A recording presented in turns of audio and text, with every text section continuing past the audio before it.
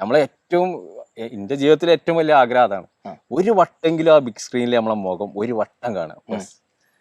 അതല്ലേ ഏതൊരു റീൽസ് ചെയ്യണയും ഏതൊരു യൂട്യൂബേഴ്സിന്റെ ഒക്കെ അവസാന വാക്കതാവും സിനിമ. അതിലേക്കുള്ള ഒരു സ്റ്റെപ്പ് ബൈ സ്റ്റെപ്പ് ആയിട്ട് കയറാനുള്ള ഒരു പടി. തീർച്ചയായിട്ടും ഏതൊരാളുടെയും ലക്ഷ്യം അൾട്ടിമേറ്റ് ഫിലിം ആയിരിക്കും, അല്ലെങ്കിൽ സിനിമ. തീർച്ചയായും സിനിമാ മേഖല തന്നെയാണ് എല്ലാവരും കണ്ണുവെച്ച് നോക്കുന്നത്. ഈ ചെറിയ ചെറിയ വീഡിയോകളിൽ നിന്ന് ബിഗ് സ്ക്രീനിൽ കാണാനാണ്.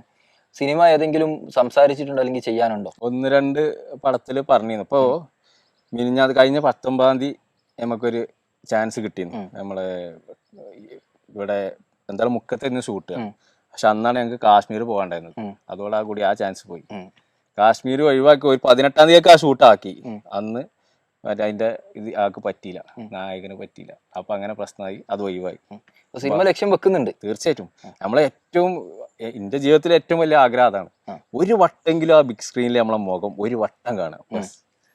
അതല്ലേ ഏതൊരു റീൽസ് ചെയ്യണയും ഏതൊരു യൂട്യൂബേഴ്സിന്റെ ഒക്കെ അവസാന വാക്കതാവും സിനിമ. അതിലേക്കുള്ള ഒരു സ്റ്റെപ്പ് ബൈ സ്റ്റെപ്പ് ആയിട്ട് കയറാനുള്ള ഒരു പടി. തീർച്ചയായിട്ടും നല്ലോണം ശ്രമിക്കുന്നുണ്ട്. അപ്പോൾ സിനിമയെ കുറിച്ച് പറയുമ്പോൾ പല ആളുകൾക്കും പലതരത്തിലുള്ള അഭിപ്രായങ്ങൾ ഉണ്ടാവുമല്ലോ. അതേ രീതിയിൽ നേരിടും. അപ്പൊ നെഗറ്റീവ് ഒക്കെ ചിലപ്പോൾ വരാൻ ചാൻസ് ഉണ്ട്. അത് പ്രശ്നമല്ല. അതെന്താ വെച്ചിട്ടുണ്ടെങ്കിൽ എന്നെ സംബന്ധിച്ചിടത്തോളം എനിക്ക് എൻ്റെ നാട്ടില് എൻ്റെ വീട്ടിലേര് എൻ്റെ വീട്ടുകാരും നാട്ടുകാരും എൻ്റെ സുഹൃത്തുക്കളാരും എൻ്റെ കൂട്ടുകാരൊക്കെ ഭയങ്കര സപ്പോർട്ടാണ്. ഞാനൊരു വീഡിയോ ഇട്ടിട്ടുണ്ടെങ്കിൽ അത് സ്റ്റാറ്റസ് വെക്കാനോ കാര്യങ്ങൾക്കോ ഒക്കെ എല്ലാവരും സെറ്റാണ്. എനിക്ക് അങ്ങനെ ഒരാളെയും ഇതുവരെ ഞാൻ പറഞ്ഞില്ല ഒരു ബാഡ് കമന്റ് അല്ലെങ്കിൽ എന്നോട് അത് ചെയ്യരുത്, നന്നാക്കിക്കൊണ്ട് ഇന്ന ഭാഗങ്ങൾ അതൊന്ന് ശ്രദ്ധിച്ചുകൊണ്ട് അങ്ങനെ ചിലത് പറഞ്ഞു തരും. അത് നല്ല കാര്യമല്ലേ.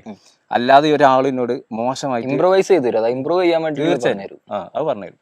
മോശമായിട്ട് ആരും പറയില്ല, എല്ലാവരും സപ്പോർട്ടാ. വീട്ടിൽ വരെ. വീട്ടിൽ ആരൊക്കെയുണ്ട്? വീട്ടില് ഉപ്പുണ്ട്, ഉമ്മ ഉണ്ട്, വൈഫുണ്ട്, 2 മക്കളുണ്ട്. വൈഫിന്റെ പേര് നുസ്രത്ത്. മക്കള് ഷിഫ്ന, സിയാന. പഠിക്കുകയാണ്. എല്ലാവരും നല്ല സപ്പോർട്ടാണ്. തീർച്ചയായും. അപ്പൊ ഏതായാലും സിനിമയിലേക്ക് എത്തട്ടെ. അടുത്തൊരു കാഴ്ച ഞാൻ കാണുന്ന സമയത്ത് സിനിമയിലേക്ക് എത്തട്ടെ. നമുക്ക് കാലങ്ങളായിട്ട് നിങ്ങളെ വീഡിയോ കണ്ടുകൊണ്ടിരിക്കുന്ന, അല്ലെങ്കിൽ നിങ്ങൾ അത്രയേറെ സ്നേഹിക്കുന്ന, നിങ്ങളുടെ വീഡിയോകൾ സ്റ്റോറി വെക്കുന്ന, സ്റ്റാറ്റസ് വെക്കുന്നതൊക്കെ ഒരുപാട് ആളുകൾ ഈ ക്യാമറയുടെ അപ്പുറത്തുണ്ട്. അവരോട് എന്താണ് നിങ്ങൾക്ക് പറയാനുള്ളത്? എന്താ നിങ്ങളോട് പറയാനുള്ളതെന്ന് വെച്ചിട്ടുണ്ടെങ്കിൽ, നിങ്ങളില്ലാന്നുണ്ടെങ്കിൽ ഇന്ന് ഈ ഒരാൾ എന്നെ ഇന്റർവ്യൂ വരെ ചെയ്യാൻ വരില്ല.